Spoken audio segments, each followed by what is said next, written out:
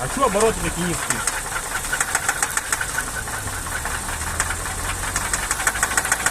Нет, здесь может что-то с распредвалами еще сверху жить.